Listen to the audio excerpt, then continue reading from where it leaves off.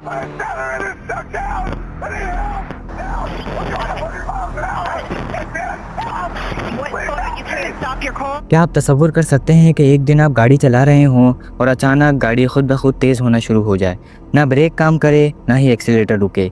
ये कोई फिल्मी सीन नहीं बल्कि हकीकत थी और दुनिया की सबसे बड़ी कार कंपनी टोयोटा को इस पर 7 मिलियन से ज़्यादा गाड़ियां वापसी मंगवानी पड़ी। ये एक ऐसा स्कैंडल था जिसने पूरी दुनिया को हिला कर रख दिया और अनइंटेंडेड एक्सीलरेशन एक आलमी बहस बन गया। ये सब कुछ 2009 में शुरू हुआ जब अमेरिका में कई ऐसी रिपोर्ट सामने आई कि टोयोटा की गाड़ियां बगैर किसी वजह से अचानक तेज हो जाती हैं। And new trouble for Toyota. Toyota has a problem. Lurched forward and hit the cement wall in front of us. Driver बार बार ब्रेक दबाते मगर गाड़ी की रफ्तार कम होने के बजाय बढ़ती चली जाती। सबसे पहला वाकया कैलिफोर्निया में पेश आया जहां एक पुलिस ऑफिसर और उसका खानदान लेक्सस ES 350 में सफर कर रहे थे। गाड़ी की रफ्तार 190 किलोमीटर फी घंटा से ऊपर जा चुकी थी और ब्रेक काम नहीं कर रही थी। बदकिस्मती से ये सब कुछ एक हादसे में ख़त्म हुआ और पूरा ख़ानदान हलाक हो गया। ये वाकया मीडिया में आया और फिर एक के बाद एक केसेस आना शुरू हो गए। तहकीकात के बाद 2 अहम मसाइल सामने आए, फ्लोर मेड इंटरपमेंट। टोयोटा की कुछ गाड़ियों में फ्लोर मेड इतने मोटे थे और ढीले थे कि वो एक्सीलेटर पैडल के नीचे दब जाते और पैडल को फंसा देते।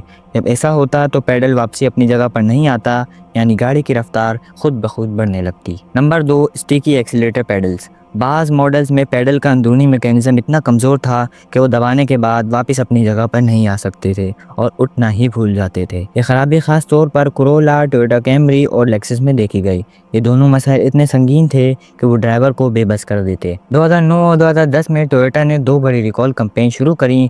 5.2 मिलियन गाड़ियाँ वापसी बुलाई गईं सिर्फ फ्लोर मेट के मसले की वजह से और 2.3 मिलियन गाड़ियां वापसी बुलाई गईं स्टिकी एक्सीलेटर की खराबी की वजह से। टोटल तकरीबन 7.5 मिलियन गाड़ियां वापसी बुलाई गईं। ये ऑटो इंडस्ट्री की तारीख की सबसे बड़ी वॉलंटरी रिकॉल कार्रवाई में से एक थी। टोयोटा ने गाड़ी में दर्ज झेल तब्दीलियाँ की।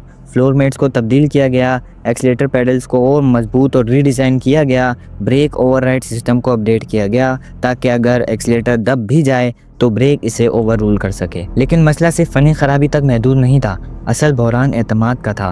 तहकीकात में पता चला कि टोयोटा को इन खराबियों के बारे में पहले से इल्म था मगर वो मध्यम अंदाज में रिपोर्ट कर रहे थे। कई अंदरूनी ईमेल्स और डेटा लीक हुआ तो पता चला कि ये धोखा दे रहे थे। इन्हें पहले से ही मालूम था और इन्होंने कहते हुए भी सुना कि हमने हुकूमत को सिर्फ वही बताया जो ज़रूरी था। इस धोखाधड़ी पर 2014 में US डिपार्टमेंट ऑफ जस्टिस ने टोयोटा पर 1.2 बिलियन का क्रिमिनल फाइन आयद किया और बाकी गाड़ियों को बुलाने में जो खर्चा हुआ वो कुल मिला के 2.3 बिलियन US बना। ये इस वक्त का सबसे बड़ा क्रिमिनल पेनल्टी था किसी गाड़ियों की कंपनी पर। यह बहरान टोयोटा के लिए सिर्फ माली नुकसान नहीं था बल्कि साख का भी मामला था।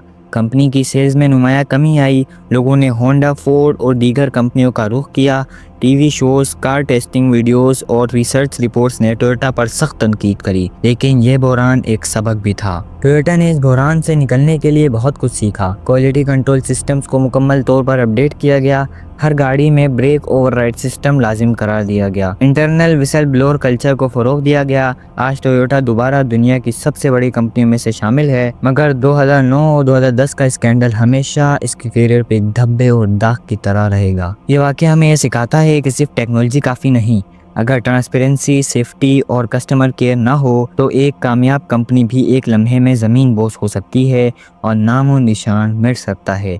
टोयोटा बच गई मगर मुश्किल से। अगर आपकी गाड़ी में भी ब्रेक या एक्सीलेटर का अजीब मसला हुआ तो समझ जाएं कि आप भी उसी तारीख का हिस्सा हैं। अगर आपको ये वीडियो पसंद आई हो तो लाइक करें, कमेंट्स में अपनी राय बताएं और चैनल को सब्सक्राइब करना मत भूलना। मिलते हैं अगली किसी वीडियो में। अल्लाह हाफिज़।